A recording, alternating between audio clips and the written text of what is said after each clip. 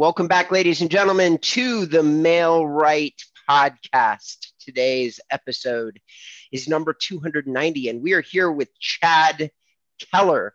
Chad is a PPC and a paid strategy expert who has focused most recently on investment properties, but he's going to talk to us not only about investment properties, but paid strategies for residential real estate as well. We're really excited about today's show. Chad, if you could go ahead and introduce yourself to our audience, we would appreciate it. Nice to meet everyone. I'm Chad. As he said, I've been doing paid marketing for about 12 years now. I've built and sold companies on the back of paid marketing. I've ran agencies, sold those agencies, got into real estate investing, and kind of came full circle. And now run an agency for real estate investors. And some of these investors as well are realtors. They do a little bit of it all: wholesale, traditional real estate, wholesale, and investing. So vast background, learned a lot over the years of working with them, and now work with about 150 nationwide. So it's been fun. Brilliant. Okay. John, why don't you go ahead and, my amazing co-host has founded his own technology company. I've been stealing his thunder lately, but John, why don't you go ahead and introduce yourself to our audience, the new members. Yeah, sure. Thanks, Robert. Well, I'm the founder of Mail Right. Mail Right is a platform, CRM, and a platform to get you quality seller leads. It uses the power of Facebook advertising. And we also got some other elements to Mail Right that you will find extremely helpful. If that sounds interesting, and we're looking for energetic, positive agents to join us and utilize our platform, just go to the Mail Right website and sign up for a demo, which I will do with you myself. It takes about 15, 20 minutes. I'm sure you get some value from it. Back over to you, Robert. Lovely. My name is Robert Newman. I am a real estate marketing expert, SEO specialist, and you can learn all the things on my website, inboundrem.com. Without any further ado, Chad and I were talking about authors that we like to follow before the show started, and one of his favorites was Phil Knight. One of my favorites was Warren Buffett. And with that very unusual lead-in, why don't you go ahead and tell us a little bit about one of your favorite current strategies in? Let's talk about your bailiwick, like where you're living. How do you leverage paid strategies to find investors? Yeah, so for on that side, we have a lot of partnerships with companies that we find our investors and work with our investors through. Word of mouth is very big on that growth side of things. On the paid side, it's for us to find motivated sellers for those investors. So a lot of what we do and the people that we work with are through word of mouth, because we like to vet and work with very experienced investors that have been doing this for years and have a lot of doors underneath their belt, have huge portfolios.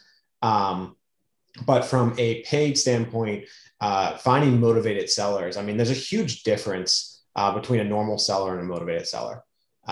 You can find sellers very easily that are just looking to list their properties. We get those leads all day we've done it for a few people where you get them from $3 to $10, but a motivated seller lead from an investment standpoint can cost you anywhere in the market from $75 up to $400, depending on where that market is.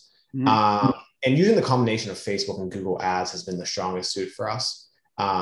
That's where we bring a lot of big agency, big spend experience to a local market. I've been one of the top affiliates for Fortune 500 brands for years. I've spent over $100 million on Facebook, probably in the last 4 or 5 years. And taking those learnings and applying them to local markets, you can pretty much out-strategize people with the right creatives, the right campaign objectives. And going in and just taking over those markets. So there's a lot of people doing it that are just doing it themselves and trying to do it themselves. Whereas if you bring on an expert and use some of these strategies, some top of the funnel campaigns where you're just trying to prospect, get them in to the mid funnel, trying to educate them a little bit, then come back and retarget them, push them through. Having built out strategies like that, you're gonna have a much better success rate. I got you. John, why don't you take the next question? Yeah, so no, obviously, in this kind of crazy market, Jad, everybody's looking for seller leads.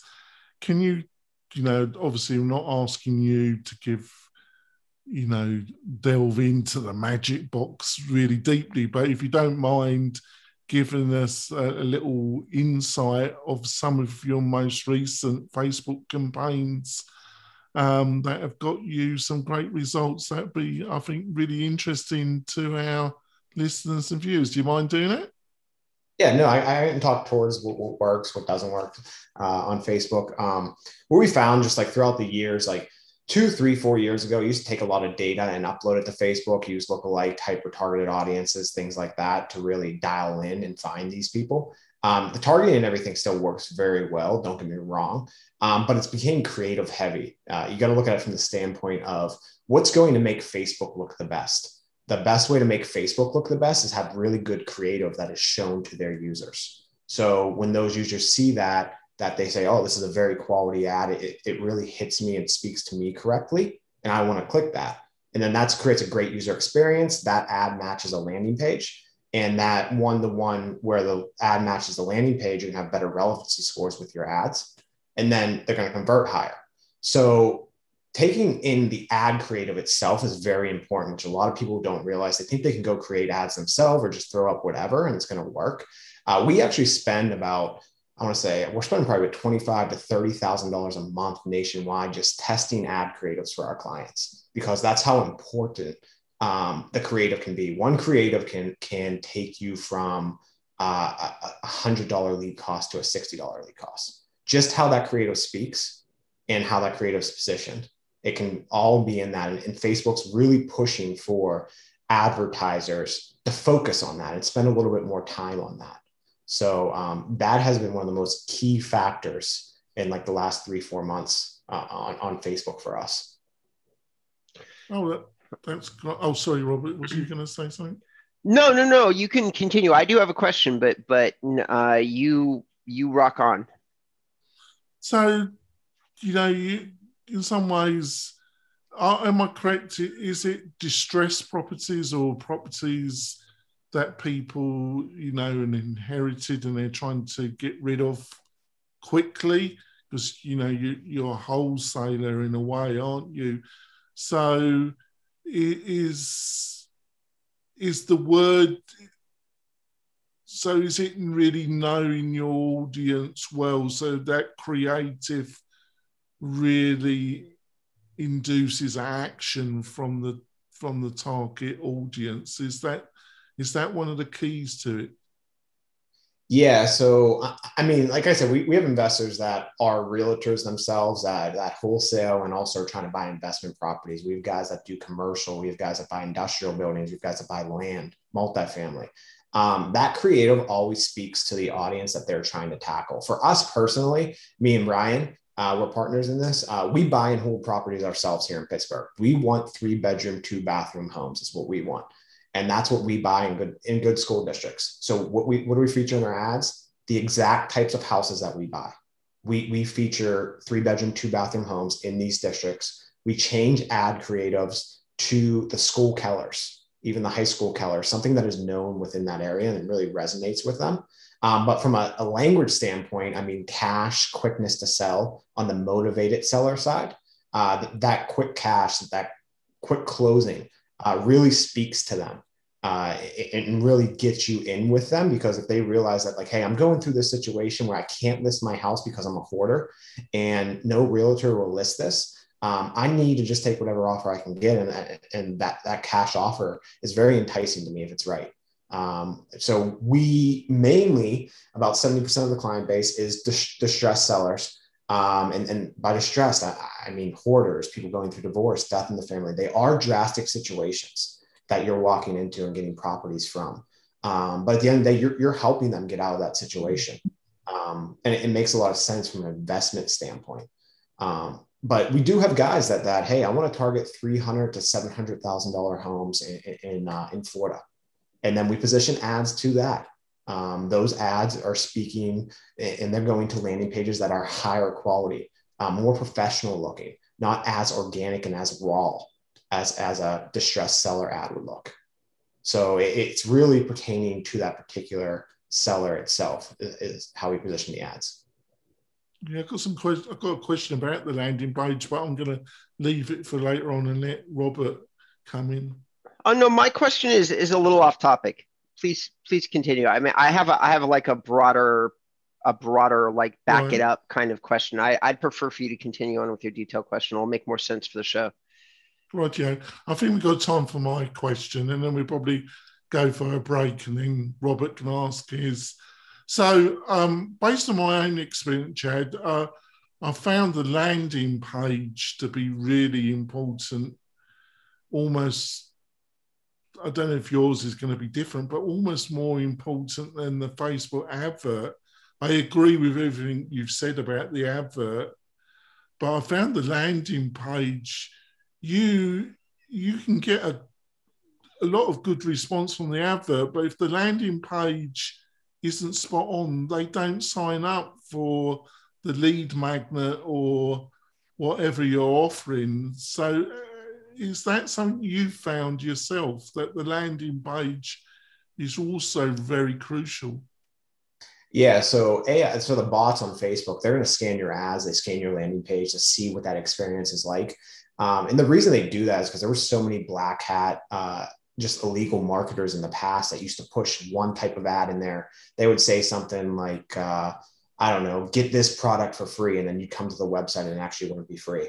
Or they would be promoting, like this was huge in like the CBD and marijuana niche, where they'd be promoting one product and you'd come to a landing page and they'd actually be pushing CBD or marijuana, which is illegal to push on the platforms. So they have bots now that come and scan your landing pages to see if they align with your ads. So the way that your ad speaks has to speak to your landing pages, and they have to align with one another. If there's two completely different experiences there, then your ad costs are going to be much higher. Your reach is going to be limited.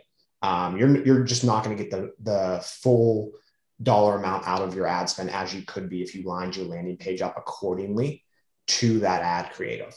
So again, it's the type of buyer that you're going after, the type of seller that you're going after. You want that landing page to speak to them, to talk to things like, hey, are you a hoarder? Are you behind on your mortgage? Are you going through a distress situation? You can go more in depth on that text on that landing page. A great solution too, I don't know if you guys probably have heard of it, is Carrot.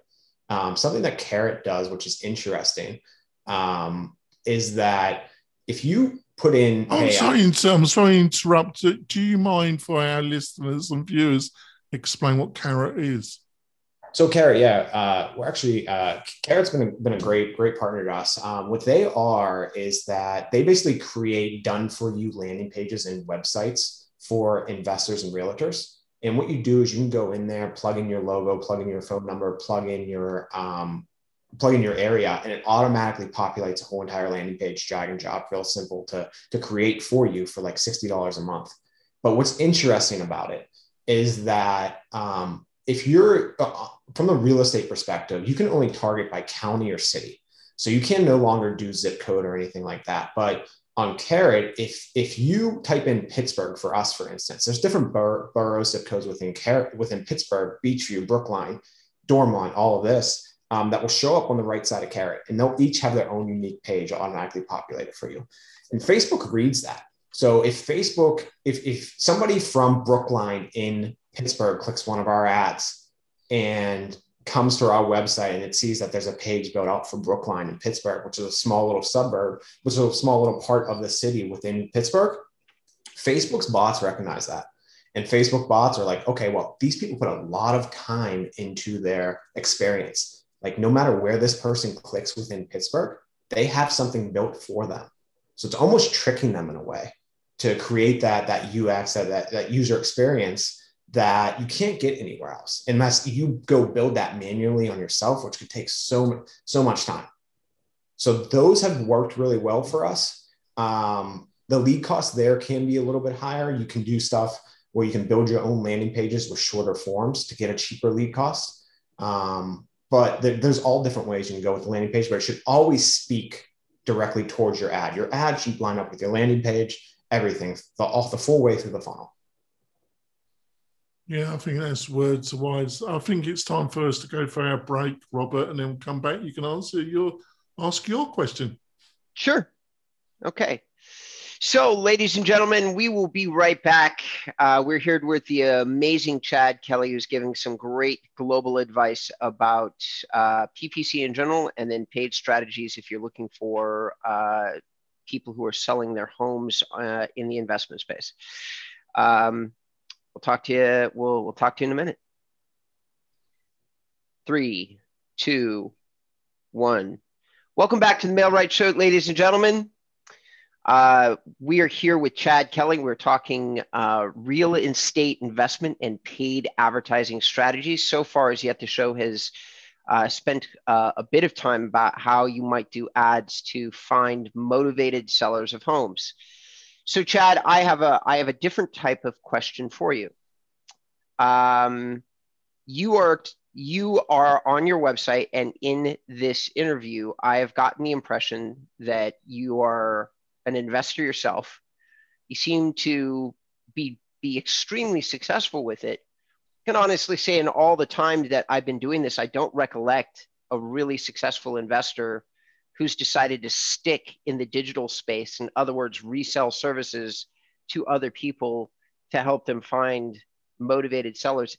It's kind of curious to me because I've never seen somebody with your skill set stick in it and then resell your service, like your skill set.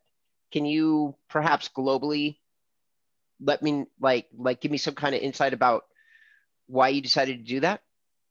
Yeah. So pretty much this is how it all came full circle. So I originally, when I got started in the whole world of business, I built and sold an e-commerce company in e-com. When I started that company, it was 100% built on the back of Facebook. From there, I created an agency called Growth Stackers. Did a lot with e-commerce startups, all of that. Then got into performance marketing, affiliate wise, where you're selling leads. Pretty much Fortune 500 companies buying thousands and thousands of leads a month. And I'm like, okay, well, this is awesome. And I still do that for companies. Was making a lot of profits, a lot of money. I had a friend that did SEO, Brian, who's my partner now. And I saw he was buying real estate, and he was aggressively buying real estate. I remember he was doing like 3-4 houses a month. And I'm like, man, like, how do I get into this? Like, how do I need somewhere else besides the stock market. I don't like doing that. I don't understand it too much, but I understand what you're doing from a real estate perspective. Can I get in on this? And he always told me, no. He's like, I don't need any money. Like, it's working for me. I don't need anything. And he's like, you know what? You've been asking for a while. He's like, we'll strike a deal. He was like, you put up the money for the houses. I'll do the work. I'll make sure that, like, hey, your money's always paid back, but the equity that we gain in these homes will split. And I'm like, all right, let's do it. And that's when it all started.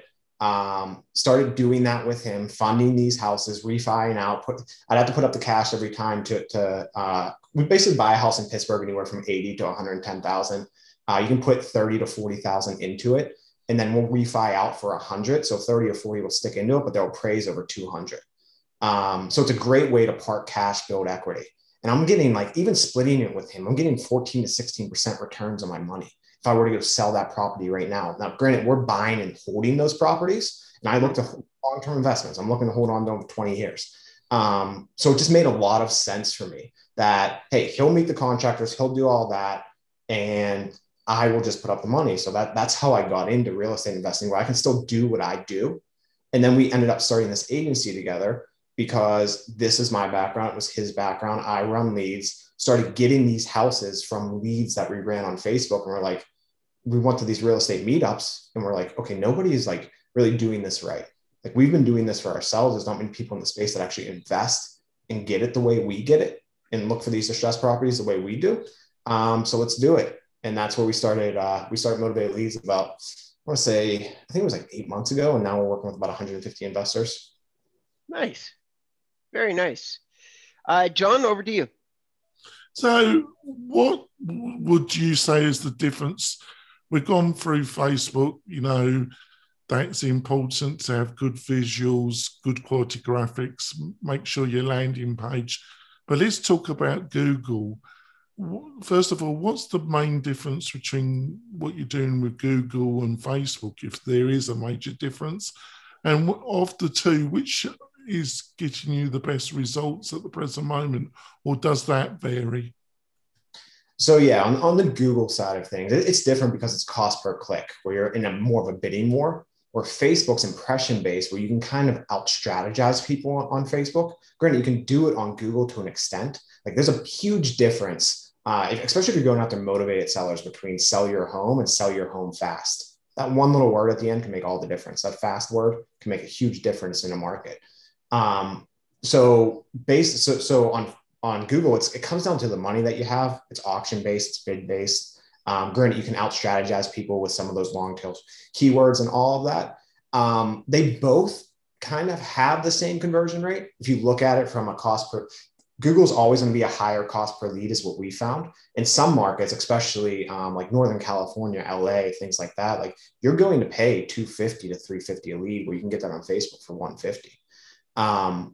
But especially in Northern California, you're dealing with a lot of tech companies that have all these people that are clicking on your ads to drive your ads out of the space, using your daily budget up, all of that on Google. But what we found is running the two together really, it as a funnel makes the most sense, because you're getting these clicks from Google and not everybody's converting, but they're pretty high intent. And if you're coming back around with because you have a Facebook pixel on the website, you're able to drop them into your Facebook funnel and then retarget them and push them through that way.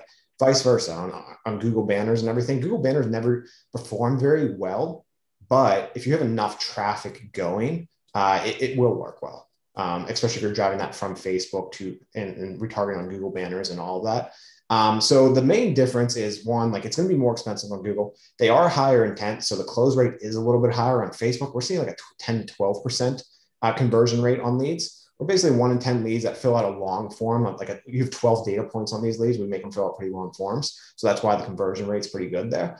Same thing on Google, but Google's going to be a little bit more expensive, but you might have a conversion rate where 1 in 7 leads turn into a deal.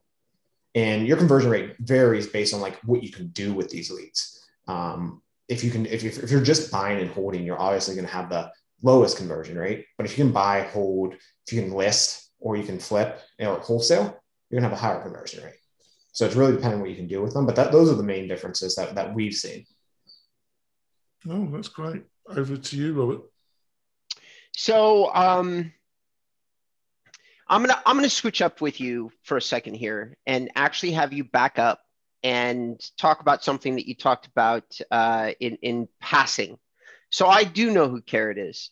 And Carrot is the dominant player in the digital part of the.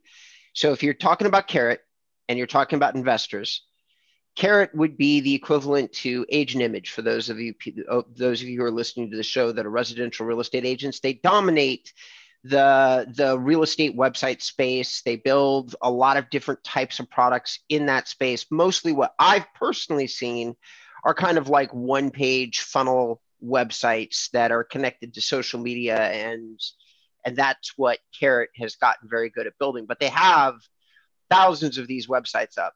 They're literally the major player inside that space. So you mentioned them in passing, and you also said something about, like, you talked for a minute, I think, about the strength of their landing page. Do I recollect that correctly, Chad? Yes. Okay.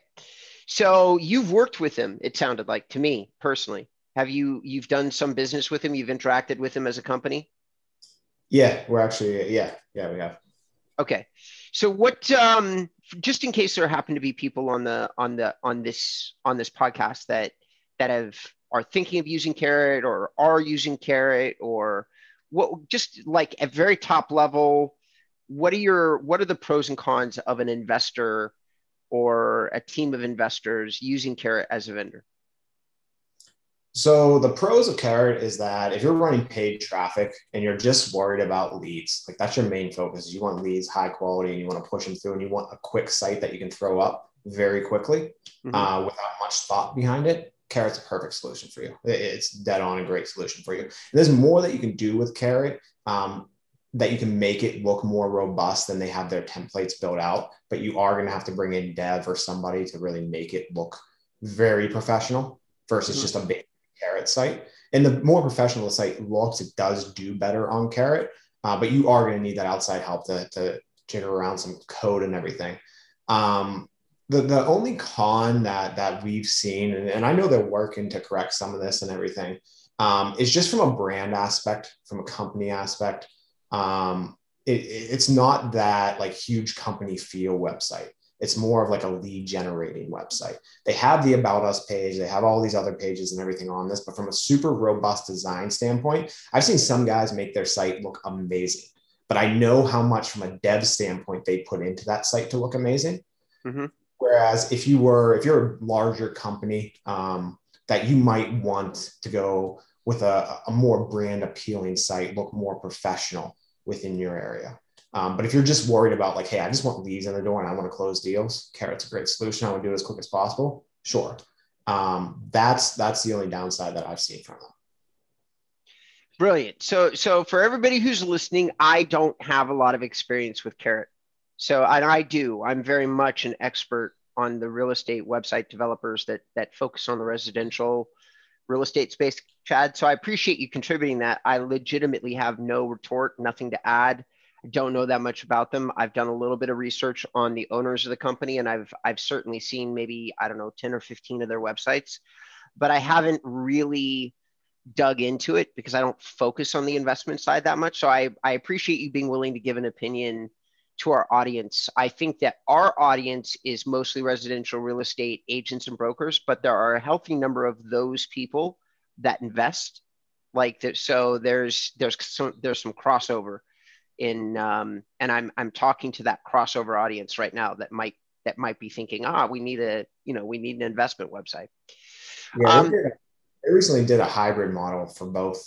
So you can sign up for a hybrid model that's like investor and realtor side, all in one website. It does really well. I mean, again, from a lead standpoint, everything, it does really, really well. I think it's time to wrap up the show, the podcast. Hopefully Chad can stay on for 10, 12 minutes for bonus content. You're out for that, Chad? Yeah, that works for me.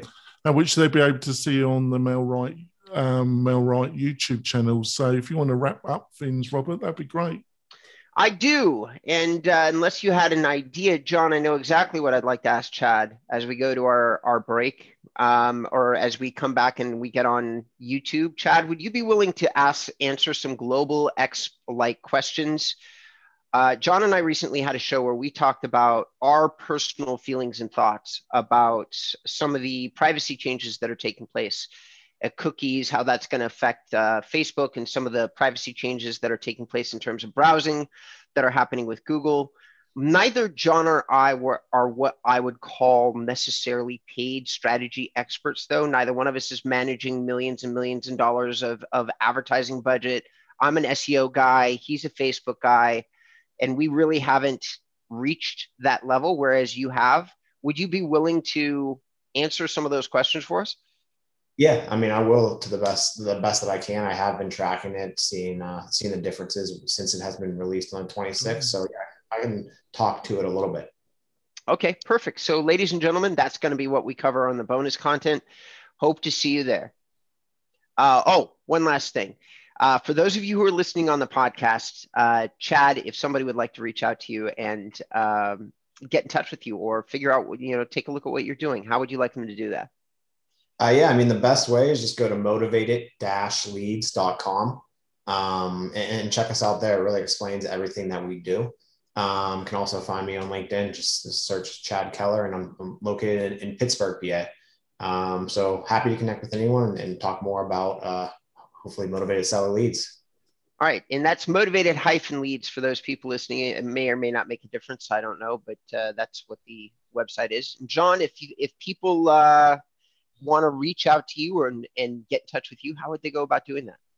Oh, thanks, Robert. It's really easy. Just go to mail-right.com. And if you want a demo or a discussion about your seller needs with Facebook, you can just book a appointment with me for a demo or a quick chat. And it's really quite easy. Back over to you, Robert. Lovely. And for all of those to you listening to the show, if you'd like to learn a little bit more about SEO or me, you could go to inboundrem.com and you'll find out everything that you need to know there. And if for some reason you really want to take your life in your own hands and have a conversation with me, you can use my contact form. All right, so thank you so much for tuning in to the main part of the show. We're going to see those of you who are excited about bonus content on YouTube under the Mail Right YouTube channel, and that's mail-right. See you in a moment, folks. 3, 2, 1. Welcome back to the Mail Right Show, ladies and gentlemen. This is episode 290. We're with the amazing Chad Keller, who is a paid marketing expert out of Pittsburgh, USA. And before the show was going to break, I asked Chad if he would be okay. He handles larger budgets, and I think he's been doing a lot more paid like in terms of volume, more paid strategy than me and John has. So I was really fascinated to find out what he thought about some of these privacy changes that are coming up with Google and with Facebook. So whichever one you want to start off with, actually, you know what, Chad, let me serve it up to you. Let me serve it up to you. So let's start with Facebook, because you've talked a lot about Facebook. You got your start in Facebook. You started your first company, Growth Hackers, I think, with Facebook. So what do you think about the privacy changes that are happening with Facebook? So, I mean, it was bound to come. I mean, back in the day, you used to be able to scrape Facebook IDs and upload them to Facebook and target people specifically based on their Facebook profile ID. It was kind of intense. But overall, like, there was a huge scare. I feel like that everyone was like, oh, my data's going to be ripped. I'm going to lose this. I'm going to lose that. I haven't seen too large of an impact. I think I read an article yesterday a few days ago that there's only been like a 11% opt-in rate on iOS phones for that data tracking. I have had a few audiences that have been ripped, like 60% of data has been ripped from them, from retargeting, that have been impacted. They're for large advertisers. But for the most part, I haven't seen like a true impact in it yet. I think it'll trickle over time. If we do see it, you are losing some of the abilities to really know like what placement, like did that lead come from Facebook, Instagram stories? Like, you're seeing a lot of stuff that's uncategorized now, whereas you might have 100 leads in a campaign, and you go to the ad level and you're only seeing that 50 leads are associated with your ads, but it's saying 100 total. So you're just like losing that data from those ads specifically, which hurts when you're trying to do creative testing. But from a true impact standpoint, on Facebook, I haven't seen, I don't think we've seen the impact yet. I think we'll see where it goes over the next months. But if you are a high ticket item or something like that, I think you'll be more impacted because your retargeting audiences are going to be impacted. But it just comes down to being if you do have a high ticket item, or people don't have like an instant purchase of your product or whatever it may be, do as much as you can to get their email address on your website as they come. I mean, if you can get their email, you can kind of stay in front of them, even phone number, from a text message drip standpoint. Just get their data and use it in other places the best that you can on that first click. I sent you the name of something which I'm not gonna announce on the show. I sent it to you in chat. When you get a chance, Chad, I strongly suggest that you check these guys out. I'd be fascinated if you got curious and you decided to do anything with them. I'd love an email back from you telling me what you thought about the technology, and I'm gonna send in my email address over to you too. John, do you have any? Do you want to talk to him about Google, or do you want me to serve up the last question, the last part? Off you go, Robert. Okay. Google, guys, like I can speak a little bit towards that, but like I don't even like, this doesn't scare me enough overall to like, oh my, like I'm somebody with the mindset that like, hey, it's gonna come, it's gonna change, it's gonna be out of our control. Whatever we can do, like we're still gonna spend, we're gonna figure it out, and put them through funnels. It's going to impact us. There's nothing that we can do about it. So I kind of just go. And from the Google side, like I don't know fully the whole inside and out there as I do Facebook. Brian, my partner, would know more about that on the Google side, to be honest. But I'm happy to speak towards like some general questions around it and thoughts and just theories around it. Well, in general, the main thing is cookies and the use of cookies, and which are basically Google's version of tracking people on the web, like tracking their behavior, which then leads into the user behavior like algorithms that they have. So they have to change their algorithms, and they have to change the way that they're tracking people effectively, because cookies collect a lot more data from your browser than I think people realize. That's where the privacy issues come in, is that people don't understand how much information can truly be collected through a cookie, such as your IP address, who you are as a user, where you're located, what times you hit a particular spot. Like, there's a lot of data that gets collected based on your cookies. And so I don't recollect what all the laws are that are being applied. I do know for certain, though, that cookies and trackability is the global, the global topic. So what, if anything, I'm just curious about your opinion. I'm with you, man. I'm with you, Chad. It's not going to affect me. I'm going to continue on as I've been continuing on. I don't know that John and I have had the chance to talk to somebody who's managing as many dollars as you are in terms of advertising dollars. And I just wanted to see how you felt about it.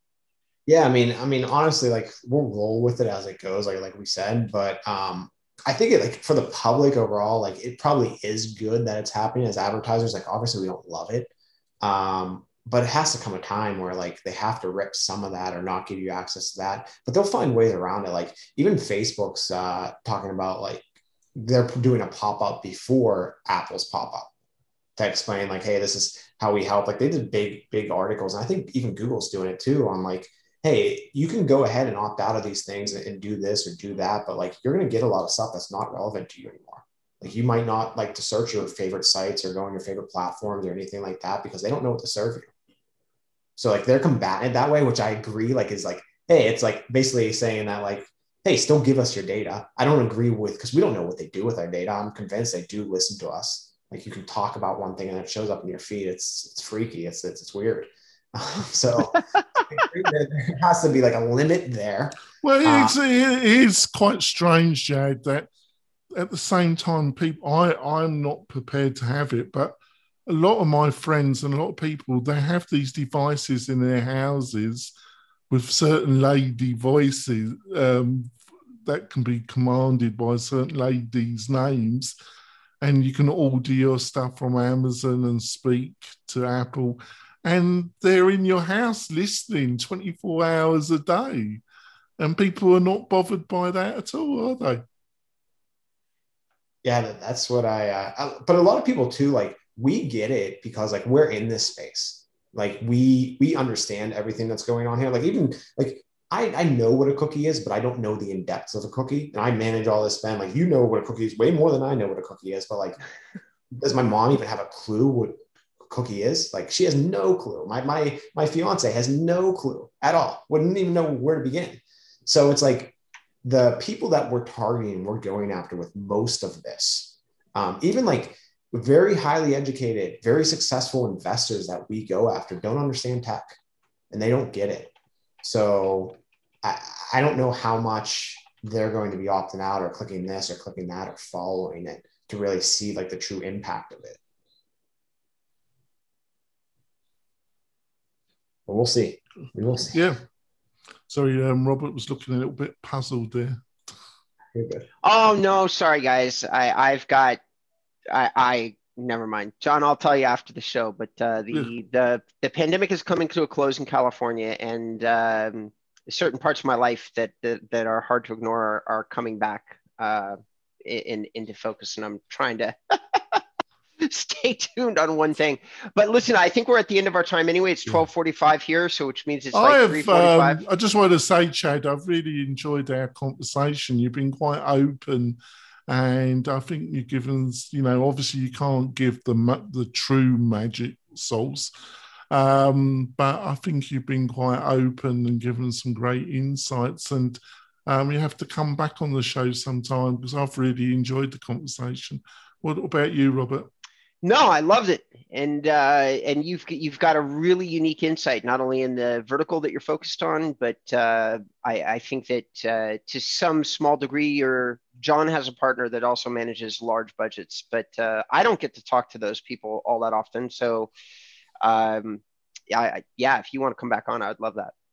Oh, yeah, I love it too, because I get on a lot of podcasts that like don't understand like the in-depth of. They're like, oh, chill, like we're getting too technical here, or you're getting this, and like so I try to like keep it a little more broad. But I love the fact that like you guys actually understand what I'm saying. Where sometimes like the host, you can see that like they're just like dozing off a little bit. I love that you. It was good. It was good. I love it, guys.